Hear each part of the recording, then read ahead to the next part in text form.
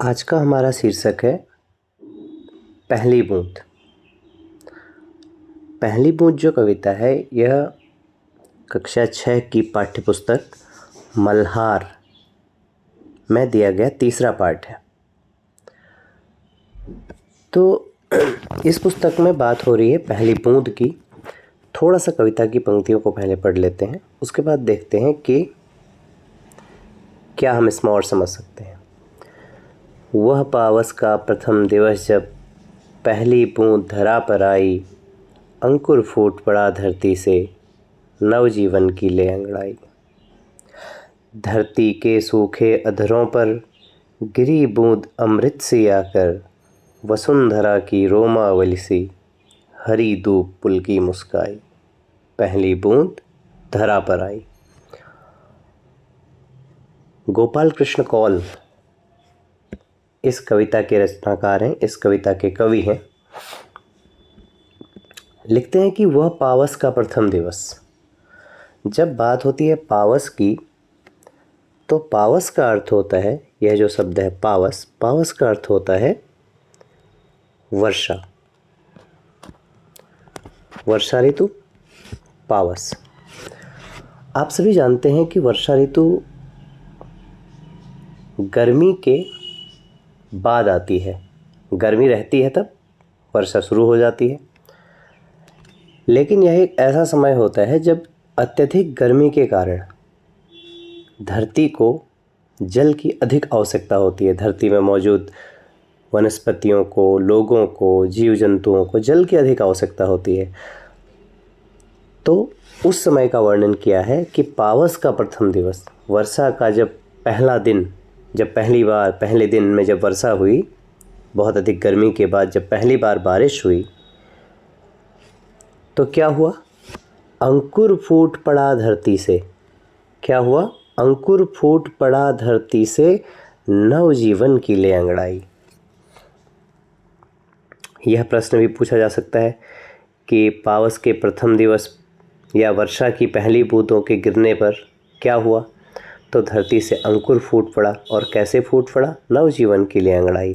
अंकुर के फूटने का अर्थ और नवजीवन की जब हम बात करते हैं, तो किसी भी चीज़ के अंकुरित होने के लिए, फलने फूलने के लिए, जीवन के बने रहने के लिए यह आवश्यक है कि धरती में वर्षात समय समय पर होती रहे।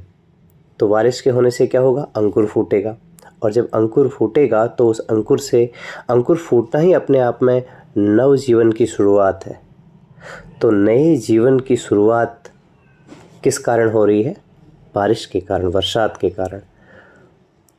उम्मीद है इन पंक्तियों का अर्थ आपको क्लियर हो गया होगा, समझ में आ गई होंगी। आगे है धरती के सूखे अधरों पर। अधर जो शब्द है इसका अर्थ है होंठ। होंठ। धरती के सूखे अधरों पर गिरी बूंद अमृत सी आकर। कैसे गिरी? अमृत की तरह।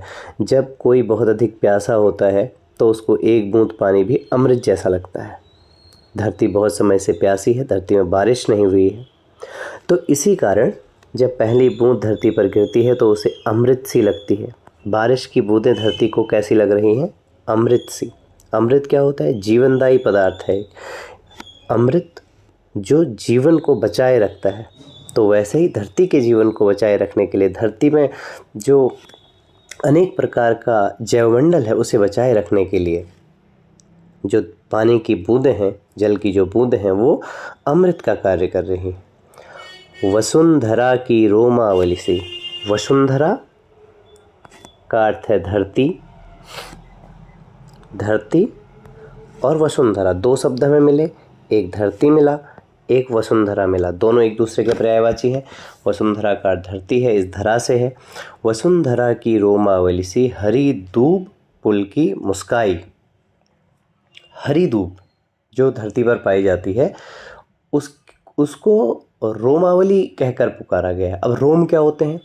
देखिए, हमारा जो शरीर है, हम अपने शरीर को अगर हम ध्यान से देखेंगे तो उसमें छोटे छोटे बाल नुमा आकृतियाँ हैं, या छोटे छोटे बाल जैसी जो चीज़ें हैं हमारे शरीर में, हमारे हाथों में, हमारे पैरों में, वो सब रोमावली है। रोम हैं।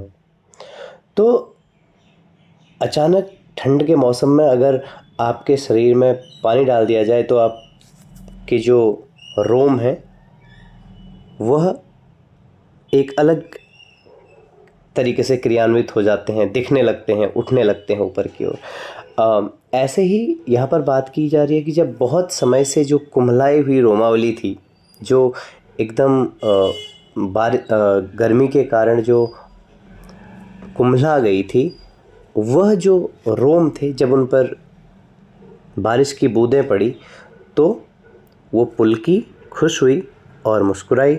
लेकिन ये रोम क्या है? धरती के शरीर पर बाल तो होते नहीं हैं। तो ये जो रोमावली है ये कहा गया दूब को, यानी कि धरती पर मौजूद जो दूब है उसे रोमावली की संज्ञा दी गई है। तो यहाँ पर एक ढंग से जब बाद में आप पढ़ेंगे बड़ी कक्षाओं में तो यहाँ पर मानवीकरण अलंकार भी हो जाएगा।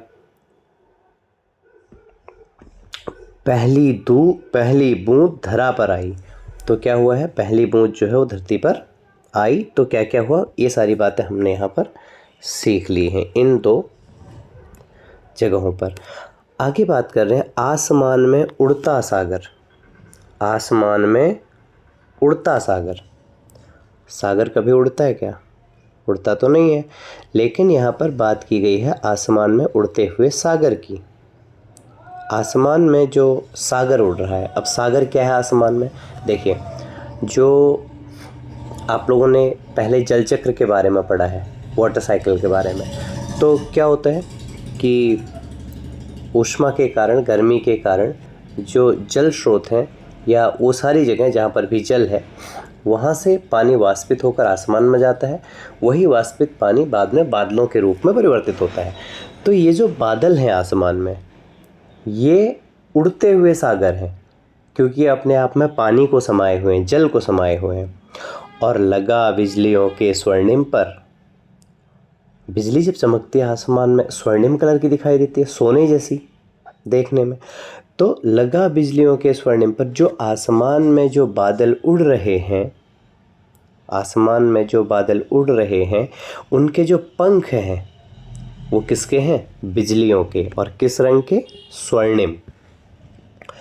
बजा नगाड़े जगा रहे हैं बादल धरती की तरुणाई, पहली बूंद धरा पर आई। नगाड़े बजाना, नगाड़े बजाना, यहाँ पर जो नगाड़े होते हैं वैसे नगाड़े नहीं बजाना है। नगाड़े बजाने का तात्पर्य, नगाड़े बजाने का अर्थ यहाँ पर है कि जो बिजली के चमकने पर, बादलों के गरजने पर जो आवाज़ होती है, बादलों के गरजने पर जो आवाज़ होती है, उन्हें नगाड़ों की संज्ञा दी हुई है कि भाई ये नगाड़े बजाए जा रहे हैं। तो बजा नगाड़े जगा रहे हैं बादल धरती की तरुणाई। नगाड़े कौन बजा रहा है? बादल। जब दो बादल, तीन बादल, बादलों का समूह आपस में जब टकराते हैं, एक या एक से अधिक, दो या दो से अधिक बादल जब आसमान में आपस में टकराएंगे तो क्या होगा? विद्युत उत्पन्न होगी, बिजली उत्पन्न होगी, और टकराने के कारण आवाज़ भी सुनाई देती है। तो वो जो आवाज़ हम सुनते हैं ना, वही नगाड़े बजाना है। पहली बूंद धरा पर आई, जब पहली बूंद धरा पर आती है तो इस प्रकार के परिवर्तन, इस प्रकार की चीज़ें हमारे आसपास, हमारी प्रकृति में हमें देखने को मिलती हैं। कविता का अगला भाग अगले वीडियो में प्रसारित किया जाएगा। तब तक के लिए इतना पढ़िए, इसको समझने का प्रयास कीजिए। यदि कोई आपको इसमें लगता है कोई चीज़ आपको नहीं समझ आई तो उसको आप कमेंट बॉक्स में लिख भी सकते हैं, तो उसको मैं फिर से बता दूंगा।